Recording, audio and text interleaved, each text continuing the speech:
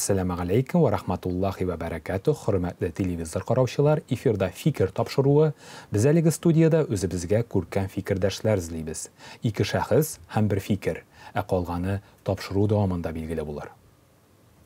Bugungi topshiruvda qatnashanlar diniy fikrni taqdim etdi. Markazimizning Gadil masjidi ustozbekasi Faniya Bekobistay Jalaliyeva. Assalamu alaykum va rahmatullohi va barakatuh. Va alaykum assalom va rahmatullohi va barakatuh. Dunyoviy fikrni taqdim etdi. Populyar jurchi ham ishmakar Alsu Fazliyeva. Xayrli kun Alsu. Xayrli kun. Shukran. Biz endi topshiruvimizni hurmatli fikrdoshlar g'odigina so'rovdan boshlarga ko'nikkanmiz. Kayflaringiz nechik? Nindi xil ahvollarda yashab yotasiz? Faniya Bekobistay. Alhamdulillah. Bir soatdan birsi quvonchli voqealar bilan tanishdik sizning bilan. Allohga shukr. Xo'shlikli xo'jlar eylikdan qaytgan Alsu bilan. Subhanallah, shunlabda bizning Alsu ko'pdan tug'ilgina umra safaridan qaytdi. Alsu kechirishlar nechik? Temamizda shul turida bag'ishlangan bo'lar. Bunisini so'ngroq aytırman. Haliga kechirishlar.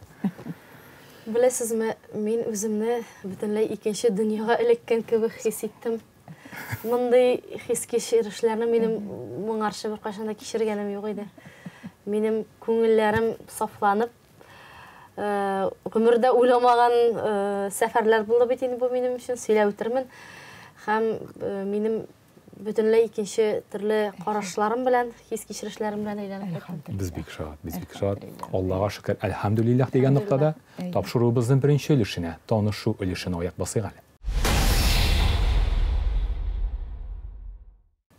Tanishuv ulushini boshlab jibaramiz. Hurmatli fikrdoshlarimiz, tanishuv ulushida hurmatli fikrdoshimiz o'zi bilan o'zi tanishtirib o'tirmay, yanasha o'tirgan fikrdoshning ishchanligini, o'z munosabatini bildirib ketarga tegish. Hurmatli Alsu, yanashangda tanilgan Faniya Bekobistay o'tirar ekan, dinga munosabatingni bilib ketarga tilar edik. Nidi munosabat bugungi kunda jurchi Alsu Fazliyevada? Rahmat. Mo'ngarcha men durustini aytganda, men ruscha aytganda svetskiy kishi bitin, bit odatda biz ijod kishilari bo'laroq xalqqa o'zimizning kulturamizni bera turgan kishilar. Hozir endi mana men shusha Makkada, Madina shaharlarida bo'lib qaytgandan so'ng, umrada bo'lgandan so'ng, bu yoqqa da ikkinchi turlarga qarab, xalqqa da mana bu yoqdan yo'nalishdan da biz tarbiya bera turgan kishilar, mana bu yoqdan da akringina bo'lsa da o'zimning fikrimni bildirasi keladi. Men tarbiya beraman deb zo'rlab ayta olmayman. Meni şoy to'g'ri keldi. Men Alloh taolo yo'llarini ochdi deb aytasim keladi. Mana biz endi kishilarga tarbiya bo'lmasa-da, mening yoqdan fikrni men bildira olaman diniy yoqdan. Alhamdulillah. Yaratgan kishisin Alloh subhanahu va taolo o'zi yo'naltdi, kerakli safarga, kerakli ishga tava.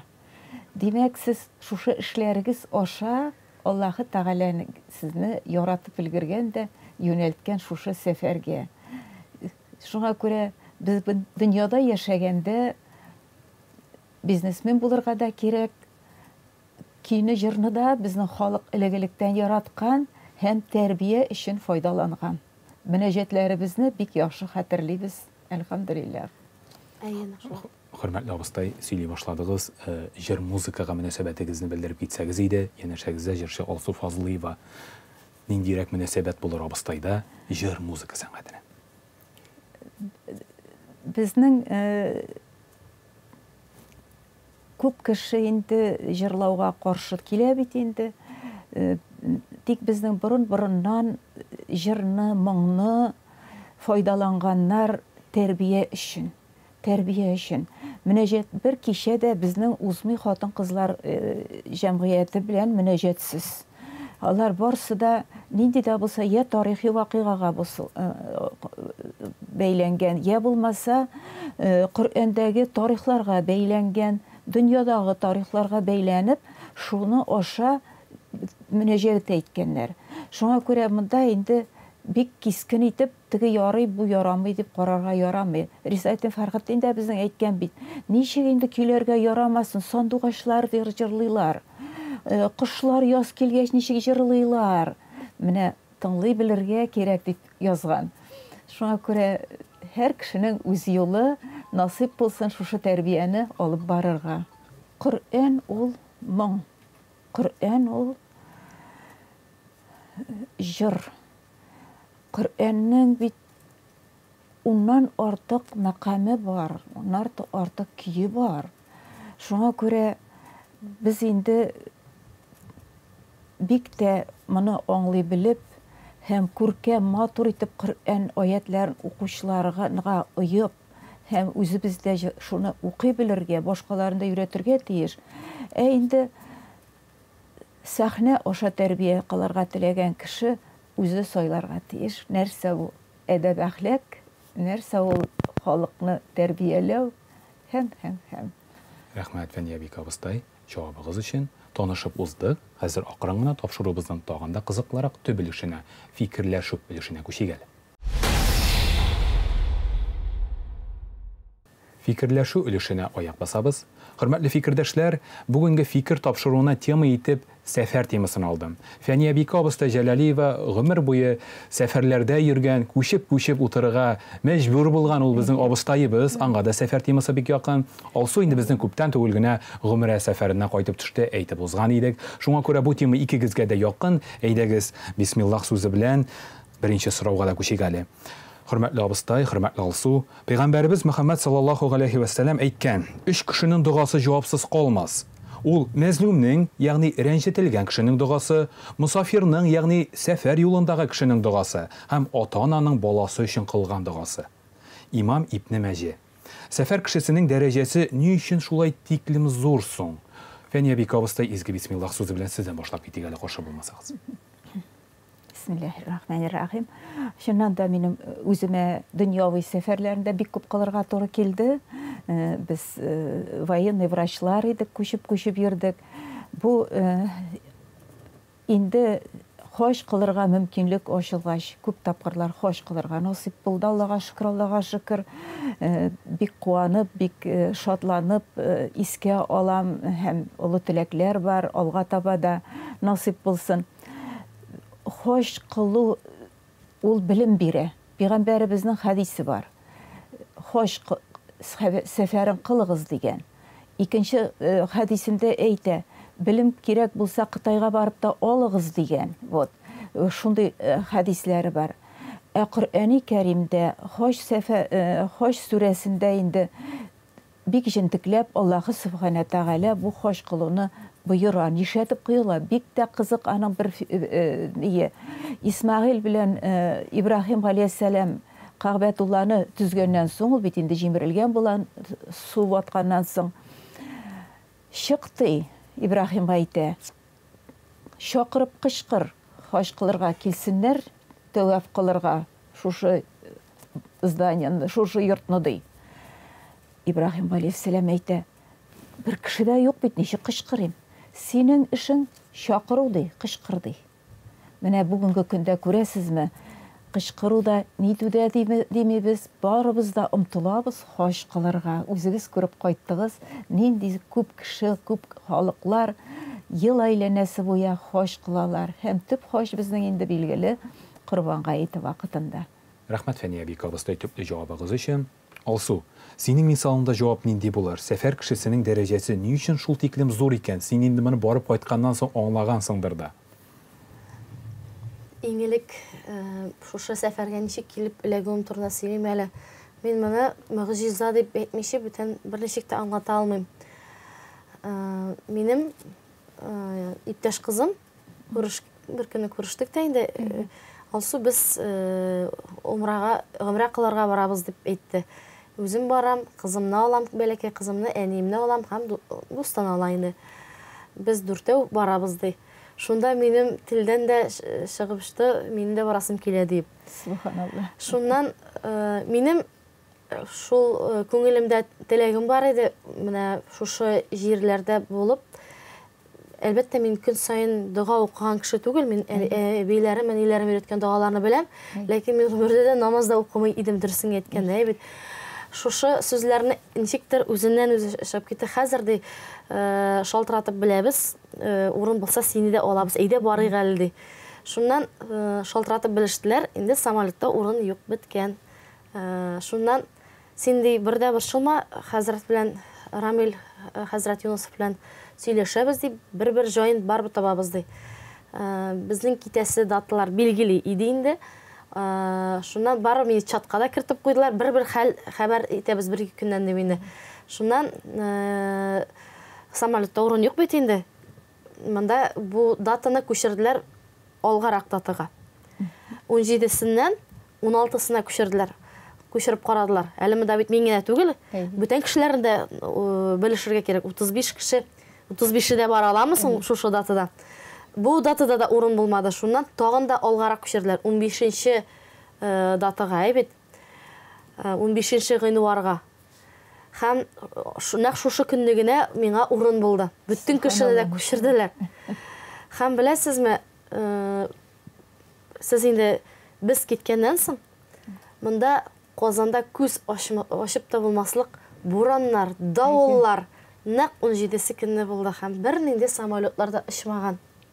20-сіне қадар самолетлар ұшмаған. Хатта 17-сі күні ұшасы кішілер де 20-сі күнігіне ұшып кеткенлер. Субханалла. Міне насип нәрсе шулай була ул. Бүтін юллар ашылды. Біз бүтінбіз шушы түркімібіз білән 15-шіне көшкеш, иртәрәк көшкеш, барыбыз да барып электік шушы орынға. Мен келіп түштім, міне ойдан келіп түшкен кебеге бет нинди жер бұл, нәрсе бұл. Бүтін жерде озан, ол нәрсе еткенше, ол бет мың, әйбет ол міне бүтін көңіллерге кіріп, бүтін көзәнәкләргә хәтлек өтті. Шушы анда барған қызларға, таныш қызларға инде әйтеп, қызлар мен әйтем, мені үйретігіз оқырға, намаз оқырға үйретігіз, 5 вақыт намаз оқырға керек. Мен аны 2 күнде үйреніп біттім. Қызлар мені башынан ақырына қадар нешік ол өтәлі, нешік ол башқарыла. Шул қызлар енішісінде башта қышқырып оқып енді мен аларға қарап үйрендім 2 күн ішінде. Білесіз ме, бұл менің үшін шу хәтлік білмеу ғайып түгіл, білірге тілемеу ғайып дейлер. Шу менің кешірішлерім, мен бір 10 ел алға кеткен кебек қойттым. Кеттігіз, 10 ел алға точно кеттігіз. Юғары басқыш. Сәфәр барғанда, әлбетте мен нәрсеге барам, мен қойға барам. Мен білем, Аллах йыртына, Аллах янына барған кебек барды менде. Әйбет, мені аяқларым өзінен өзі алып барды. Қойға барғанымны да, қойға барам, изгі орынға, қойға барғанымды оңамай бардым. Әйінді анда барып көргеннен соң, менің шу көңіллерім көтеріліп, әйтем бит, көңіллерім сафланып, шу қадар көп білімдер алғаннан соң, дүнияға, Аллахы тәғәләге қарашым өзгәріп қайтты. Мен қазір һәр бір мәселеге икенші тірлік қарым. Бұрынғы жер yüzіндегі бұрынғы йортны тәвәф қылығыз ди Құр'анда Аллах Субхана тәғәлә. Әгәр сіз Аллахтан қорқып, ихластан қылсағыз ғәмәлләрігізні дей, мен сізні ғафу етәрмін дей. Шушы сәфәрләр, изгі сәфәрләр. Мұны әйтіп бітір бұл сәфәрләрге әзірләрінің турында айналысы. Айрым сөйлерімін, әйбетіне шушылай. Бұ дүнияда мұсафир кебек бол деген хадис бар. Мұсафир өзін бұ дүнияда нешік тұтарға тиеш соңа бастай? Мұсафир ол юлға шыққан екен, біріншіден ол әзір болырға тиеш. Әйе, әзір болырға тиеш. Аның нинди ұшырақлар бола, кімлер білән ұшыраша, юлда нинди вақиғалар бола, бүтінісіне де Аллахы Субхана ва Тағалаға тәуәккәл қылып, дұғаларыңны қылып, узарға ярдәм итүші Раббым бар деп шығарға тиеш. Шул вақытта аңа бір нәрседе қомашау етмес. Тек шулай да күтілмеген вақиғалар була, сынаулар була. Менә бұл сынауларны сабырлық біле үтәргә керек. Мында сабырлық бик мөһим мүсәфир кешегә. Рахмет абыстайым. Сабырлық һәм әзірлік белән чыгарга кирәк юлга. Сабырлық, әзірлік, әйе. Дөнья фикерен ничек уйлый икән, Алсу, мусафир үзен бу дөньяда ничек тотарга тиеш? Син аны үзең татып кайттың. Әлбәттә, сәфәргә чыккан вакытта без бит инде кешеләр арасына чыгабыз, әйбет. Гомумән, кешенең үзендә тәрбиясе булырга тиеш. Без һәр вакытта да кешегә игътибарлы булырга, юлда авыр хәлдә калган кешеләргә ярдәм итәргә, әйбет. Төрлечә матди яктан ярдәм итәргә мөмкин, әйбет. Үзенең белемеңне эшкә җигеп ярдәм итәргә мөмкин. Төрлечә. Шуңа күрә юлга чыкканда син Аллаһ Тәгаләнең ризалыгы белән, изге ниятләр белән чыксаң, юлың, сәфәрең уңышлы буладыр дип уйлыйм. Рәхмәт Алсу, белдергән җавабың өчен. Юлдагылар май йота, өйдәгеләр ут йота дигән халкыбыз. Сәфәргә ничек әзерләнергә, зур юлга чыгар алдыннан, хөрмәтле фикердәшләр, мөселман кешесенә нишләргә кирәк? Шул хакта да фикерләшеп узыйк әле. Алсу, бу юлы синнән башлыйк. Ничек әзерләндең, ничек чыгып киттең? Бәйнә-бәйнә сөйлә иде. Әлбәттә, инде иң беренче өйдәгеләрне, мине бит әле балаларым бар. Кисәк булды бит. Әзерләргә кирәк. Бу безнең өйдәгеләргә шынап торып кисәк килгән хәбәр булды. Без барга мөмкин идек Төркиягә, да Мисырга. Ничек син Саудовская Аравиягә барасың? Уйламаган әйбер ди мине. Минем ирем Азат 4 елга якын намаз укый, әле аның да барган юк. Ничек син шушы юлга барга булдың? Әлбәттә, өйдәгеләрне әзерләдем. Балаларны әнине чакырып калдырдым. Ул күз кулак булсын дип инде бөтенесен җайладым. Ут йотып тормасыннар өчен. Нашой чыгып китәргә туры килде. Әйбәт булган. Булай әзерлекләре зур юлга чыгар алдында менә этаплар бик кыйман. Әзерлекләр буенча, әлбәттә инде мин интернеттан үзлектән дип әйтим инде карап өйрәндем. Ничегрәк ул була, ничегрәк ул башкарыла. Карамыйча чыгып китеп булмый. Булай гына итеп карап өйрәндем, тыңладым, киңәшләрне, берничә доганы яттан өйрәндем. Аннан соң инде ничегрәк анда температура бит монда бер төрле температура булса, анда икенче төрле температура, аларына карап җайлашып киендем. Ансы да бик мөһим икән. Аннан соң ширләп китсәң даруларын да аларга кирәк. Аннан соң күп кеше бит инде, күп кеше булган янда чакта ничегрәк булырга, бөтен эшкәлекләрен дә тыңладым дип әйтәсем килә инде. Телевизордан, интернеттан карап. Ягъни әкрен генә планыңны төзәргә кирәк. Планыңны төзгәнче һич шиксез гаиләң белән килешергә. Гаиләң аш калмыймы? Бигрәк тә ирләргә бик олы чакыру инде бу. Ирләр гаиләсе аш калырга тиеш түгел китә икән сәфәргә.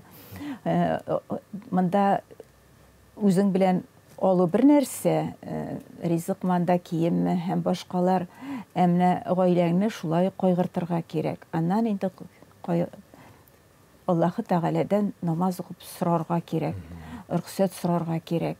Аллаһы Сүбхәнә Тәгалә сине дөрес юлдан йөртсен. Үзеңә авырлыклар очраганда сабырлыкта сорап һәм дуалар сорап.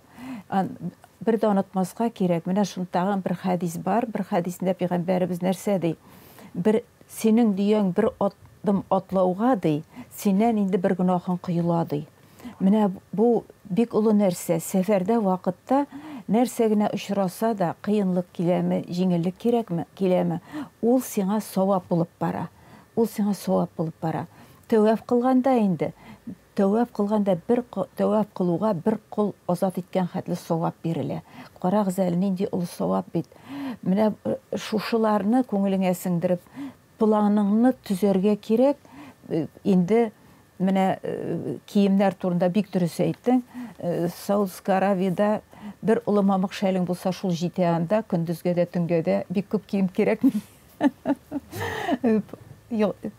Нидә тауларда йоклаганда да шул җитә, көндез йөргәндә дә җыеп куярга да бик җайлы. Киемнәр, аяк киемнәре. Менә ондай нәрсәләрне бөтенесен кешеләрдән сорашырга кирәк. Кем хаҗда булган, алардан инде сорап, үзеңне шушы ниеңне үтәргә кирәк, һичшиксез. Бу мөһим нәрсә. Югалып калмаска, ситуация нинди генә ситуация очраса да, син бил, синең якта барыбер яхшы кешеләр дә була, яман кешеләр дә була. Аллаһы Сүбхәнә Тәгаләдән сөйләшсәң, сиңа яхшы кешене китереп куя яныңа. Киңәшләшергә кирәк. Сөйләшергә, аралашырга. Бу бик мөһим. Кешеләр белән аралашып, дуслык җипләре сузу. Рәхмәт Фәния бик абыстай, белдергән фикерегез өчен. Киләсе сорауга да күчәбез. Пәйгамбәребез юкка гына сәфәр авырлыкны бер өлеше дигән мәгънәне белдерә торган сүзләр әйтмәгән. Имам Мөслим. Сәфәр кылу сабырлыкка, күндәмлеккә өйрәтә барыбыз да аңлыйбыз. Сәфәрдәге кыенлыкларны нәрсә хисабына җиңеп чыгарга мөмкин? Алар бар, ләкин шулар ничек җиңеллек белән Аллаһ Тәгалә җиңеллеген сала дибез бит. Алсу, бу чиракта синнән башлыйга, сиздеңме бу җиңеллекне? Әлбәттә, сәфәр кылган вакытта авырлыклар да бар. Әле менә мин яшь кеше була торып та, аны мин сиздем, беренче тапкыр булгач инде. Ләкин җиңеллеген дә Аллаһ Тәгалә бирә. Әгәр дә синең иманың нык булса, әгәр дә синең максатың булса, син ул авырлыкларны җиңел генә үтеп китәсен дип саныйм. Шуңа күрә, әгәр дә авырлыклар бирелмәсә, аның син җиңеллеген белмәстә идең. Билгеле инде. Бер инде кызык хәл килеп чыкмадымы, исеңдә калган менә кыенлык белән бәйле. Безнең сәфәребез шул кадәр җиңел үтте. Мин аны эмоциональ яктан әйтәм. Мин аны уйлыйдым, бик каты авыр булыр дип. Әлбәттә, физик яктан авыррак булды, күп йөрелә. Ләкин ул шул җиңел үтте. Нәрсәсе белән без бит инде монда Казанда узак итеп йоклыйбыз, узак итеп 7 сәгать, 6-7 сәгать йоклыйбыз, бит. Анда син йоклыйсың 3, күп булса 4 сәгать. Һәм ул менә йокламау бөтенләй сизелми. Минем бу сәфәремне бер олы көнгә тиңләр идем. Анда син аны сизмисең дә, бүген ничәнче число икән дип тә уйламыйсың. Кызык хәлләр дип инде безнең анда шундый кызыклы кешеләр килгән иде. Менә бүген әле беренче тапкыр шушы сәфәрдән соң күрешергә барабыз. Матур итеп кичке ашауны ашарга инде. Менә шулай дуслашып та калдык әле сәфәрдәшләр белән. Әлхәмдүлилләh.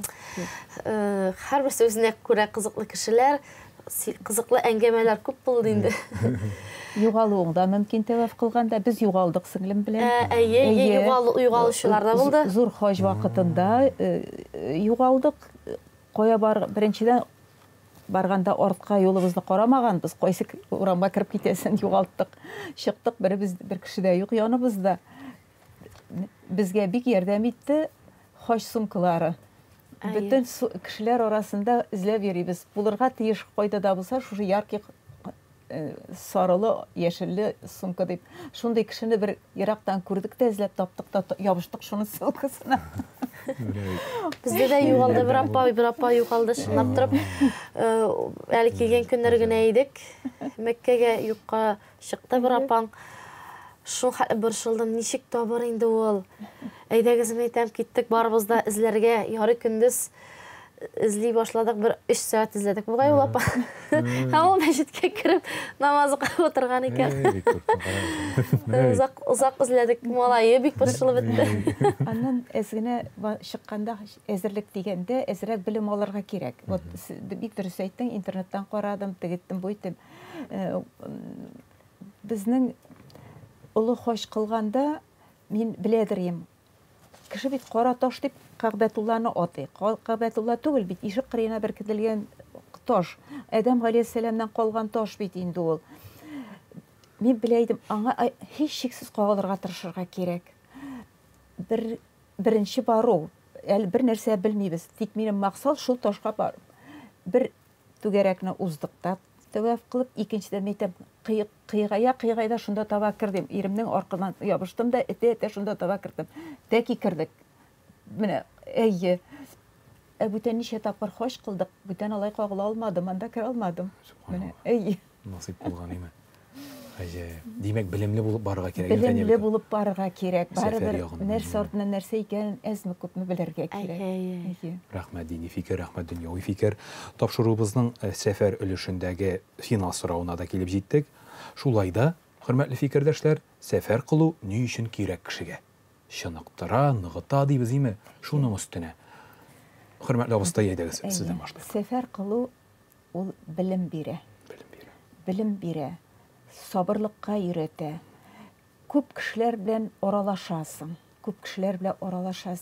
Һәм инде аңлый башлыйсың, менә бигрәк тә бу хаҗ сәфәрен Аллаһы Субхана Тәгалә юкка гына безгә боермаган. 5 фарыз гамәлнең, иң төп фарыз гамәлнең иманның, исламның, ул хаҗ кылу. Моны һичшиксез үзеңә максат итеп куеп, үтәргә тырышырга кирәк. Никадәр сиңа бәлки хыял булып күрсә дә, никадәр кыйммәт булып күренсә дә, әкрен-әкрен ният куясың икән шушы максатны, син аңа ирешәсең. Хаҗ кылу бик олы бирә. Менә күреп торам мин, Алсуган иде, ул эмоциональный шатлык та биргән, югалып калуларны да биргән, алга таба омтылыш та биргән, билемне алырга алга кирәк икәнен дә биргән. Намазга да баскан хәтта. Күрәсез. Бу бик олы нәрсә. Һәр җирдә сәфәр кылу, хәтта менә шу безнең Россия территориясендә гына сәфәр кылу да ул бик күп нәрсә белә. Күп нәрсәне өйрәнәсең. Ә хаж кылу инде бу икенче дөнья. Рәхмәт дини фикергә. Алсу, син бу хисләрне әле генә тотып кайттың. Сәфәр кылу синең өчен ни өчен кирәк кешегә? Син дә ул нәрсәне үзгәртте. Рәхим. Мин үз тормышымда бик күп җирләргә сәяхәт кылган кеше, сәфәр кылган кеше. Ләкин хәзер шушы соңгы сәфәремнән соң шуны әйтә алам, иң зур, иң бөек, иң тиңдәшсез сәфәр ул шушы Саудская Аравияга барып зур хаж кылу дип саныйм. Бу минем бик зур хыялым. Без әлегә бит инде гомрә генә кылдык бит, гомрә генә дип әйтеп, бу мине гомрә кылдык бит. Ләкин мин үз гомремдә хит бер генә булса да шушы зур хаҗга барырга хыяланам. Инде минем шундый бер хыялым, анда хыялларны бит инде бик кычкырып сөйләргә ярамый, ләкин шулай да минем сүзем кемгәдер этәргеш биргән мөмкин, чөнки мин белән миннән соң бик күп кешеләр шушы хаҗга барырга инде билетлар да алдылар. Белән минем арада безнең түгәрәктә минем шундый зур хыялым, ел сайын елга бер тапкыр мөмкинлек булса, ирем белән гомрә кылырга. Олы хаҗда Һәм инде үз гомеремдә бер тапкыр әзерләнеп бетеп, ан бит әле башта әзер булырга кирәк. Зур хаҗда кылу. Насыйп булсын. Амин, шулай булсын. Рәхмәт дөньяви фикергә. Рәхмәт дини фикергә. Без инде менә шундый нәтиҗәләргә килдек. Хәерле фикерләшүләр булсын. Ә хәзер акрын гына тапшырыбызның тагында кызыклырак нәтиҗә өлешен аяк басыйк әле. Нәтиҗә өлешен башлап җибәрәбез. Хөрмәтле фикердәшләр, нәтиҗә өлешендә фикердәшләр бер-берсенә сорау бирәләр. Сораулары аларның эшчәнлеге белән бәйле булырга тиеш. Хөрмәтле абыстай, безнең популяр җырчы Алсу Фазлыевага нинди сорауыгыз бар, рәхим итегез. Бик зур гамәл кылып кайткансың. Ул чыннан да бик зур, әле син аны аңлап та бетермисең ахырга хәтле, әле кабат-кабат кайтачаксың, уйларың белән, фикерләрең белән ул гамәлгә насыйп булсын, әйткән планнарыңны үтәргә тагы кылырга. Тик үзеңнең эшеңне, гаиләңне тәрбияләүне шушы юлга кую өстендә ничегрәк эшләрсең икән? Бу хәзерге мөхиттән чыгып карасак, бик катлаулы. Бик мөһим һәм кызык сорау, рәхим ит Алсу. Бу сорауга шушындай җавабым мин сезгә әйттем инде бит, минем ирем 4 елга якын намаз укый. Аллага шөкер. Ләкин ул миңа бер кашанда син тиеш дигән сүз әйтмәде. Һәм мин аны читтән генә карап йөрим. Мин аның гамәлләрен хөрмәт итәм, балалар да шаламагыз. Тигез намаз укысын дип инде өйдә безнең бөтенләй бер хәләл әйләнде инде ул шушы законны кертте дип әйтәмсең. Ләкин миңа син тиеш дип әйтмәде. Һәм мин аны дөрес эшләгәндер дип саныйм, чөнки кешене мәҗбүр итү дөрес әйбер түгел. Инде хәзер үземә бу әйбер килеп төшкәч, мин дә нәкъ аның шәшләргә булдым. Әлбәттә мин бүтән балаларымның да намаз укуын, безнең динебезне хөрмәт итүен телим. Һәм алар мин намаз укый башлашка шыпырт кына бөтәсе читкә китәләр, ләкин күрәләр. Бүгенге көндә минем төп хыялым әниемне намаз укырга өйрәтү. Ул да безнең светская дама дип әйтимсең инде. Ләкин ул әкрен-әкрен намаз укый башлады. Дугалар укый, намаз түгел, дугалар укый башлады. Әни укыды, инде китаплар да алып куйган идек. Ләкин инде хәзер мин аны үзем аңлы рәвештә шушыңа алып барасым килә.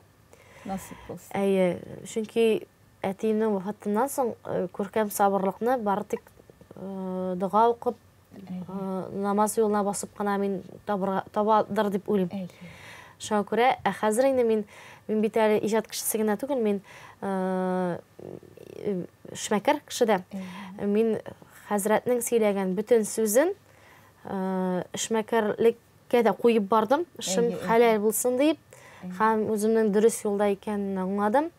Анда садака бирү буенча да, бөтенесе буенча да тикшердем дип әйтәсем килә. Хәзер минем тирәемдәгеләр бөтенесе дә, әгәр дә мин эшмәкәрлек буенча сөйлим икән, мин аны дин юлыннан сөйлим. Дин юлыннан килеп сөйлим. Һәм менә тапшыруны ахыр булса да кыскача гына бер әйбер әйтәс килә. Мин бик күп фикерләр ишеттем. Рабил хәзрәт Юнысовның сөйләгәннән сәфәр вакытында. Һәм аның бер сүзе миңа бик күңелемә кереп калды. Дин ул матди яктан да бай булырга куша. Бай булырга куша. Гадәттә бит инде без дин һәм анда финанслар бер-берсенә туры килмәгән әйберләр дип саныйбыз. Ләкин мин ишеттем шул фикерне, дин кешегә бай булырга куша. Ни өчен? Чөнки кеше матди яктан тулы икән, аның бөтен яктан да тәртип икән, финанс яктан. Бу кеше намаз укыганда тулысынча бар тик Аллаһны гына уйлап, үзенең гамәлләрен башкара. Әгәр дә инде кешенең, җитми, монда җитми, тегендә җитми, әйбәт шулай икән, намазы да аның 100 тапкыр бүленеп, зәгыйф була. Син бүленәсең, уйлыйсың, кая түләргә микән, ничек, шундый фикерләр белән син бүленәсең. Синең намаз укуың да русча әйтмешле некачественный була дип әйтәм. Шуңа күрә Аллаһ Тәгалә эшләгез, тырышыгыз, сорагыз, финанс яктан да бай булырга куша. Чөнки үзеңә дә була, син рәхәтләнеп садака бирергә дә ярдәм дә итә аласың. Ярдәм итә аласың. Менә шу. Җаваптан канәгатьме абыстай? Бик канәгать, бик дөрес юлда, әлхәмдүлиллаһ, әлхәмдүлиллаһ. Куанып утырам аның өчен. Рәхмәт. Хөрмәтле абыстайга Алсу Фазлыйваның сораулары бар. Рәхим ит Алсу. Минем сезгә 2 соравым бар. Мин бу сорауларны гел уйлап йөрим. Кемнән сорарга микән дип йөридем. Менә сез инде минем юлымда очрап, сорауны сездән ишетәсе килә, фикерләрне. Сез инде беләсез, без инде иҗат кешеләре, ул безнең ипиебез. Әлбәттә, хәзрәткә дә биргән бу сорауны, ул миңа да ничек фикер биргәнен әйтеп үтермен, ничек итеп җавап биргәнен әйтермен. Безнең эшебез кешеләргә җырлау. Әлбәттә, безнең һәр вакытта тәртипле җырлар, гаилә җырлары, безнең сикереп җырлый торган җырлар җырламыйбыз, берничә тиңдәш булмаган. Менә яулык кию мәсьәләсе буенча әйбәт, бу бик алдан уйланылган ныклы гамәл. Яулыкны киеп салып ату ул уен эш түгел. Аңа бик нык уйлап, әзерләнеп килергә кирәк.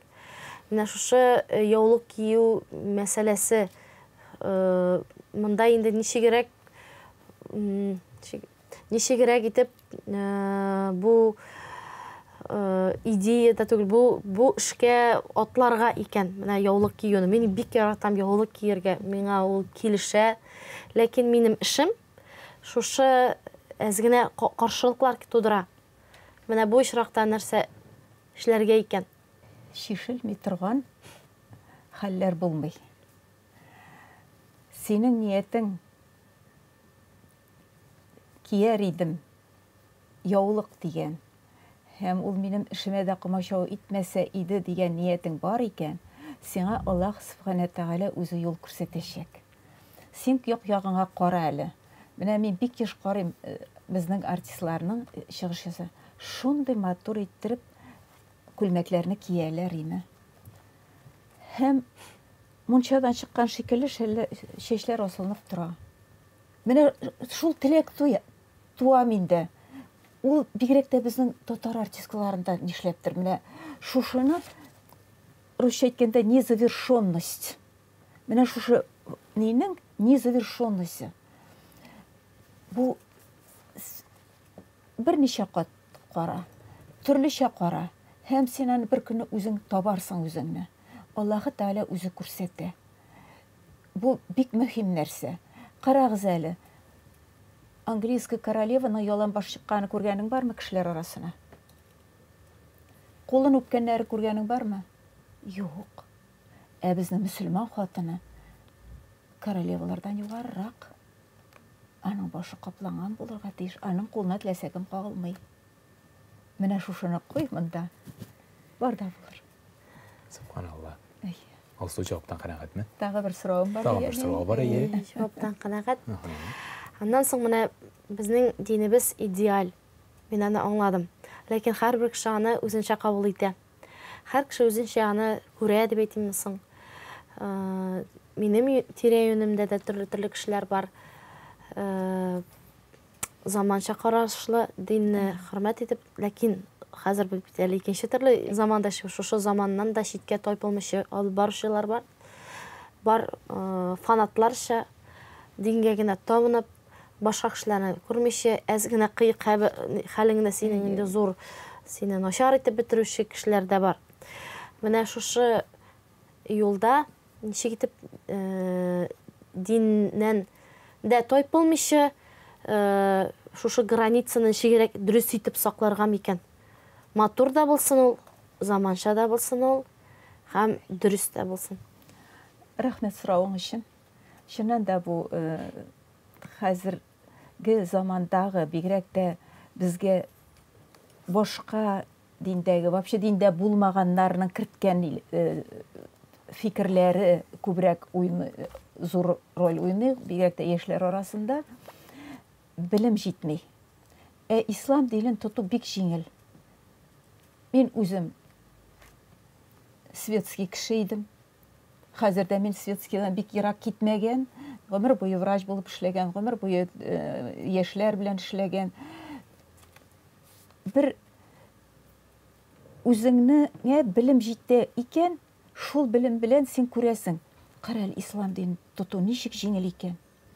Монда да шишелеш табып була, монда да шишелеш табып була. Теге әле генә миннән бер абыстаем сорый. Менә мин пенсионер, мин ураза тота алмыйм ди. Минем гел ичәсем килеп тора ди. Һәм ди инде ул. Бу үзеңә оправдание эзләү. Менә шушы оправдание эзләгәндә бер мисал булса, бәлки яулыклар мәсәленнән түгел, икенче яктан кертеп әйтим инде. Сахабәләр белән утырганда пәйгамбәрбез янына бер ураза вакыты килеп керә бер сахабә, мин башым бетте, я Расулла, башым бетте, нәрсә булды? Менә ул уразасын бозган, ничек бозганнарын сөйләп тормыйм. Син ди 60 көн ураза тота аласыңмы? Юк ди. Юк, тота алмыйм ди.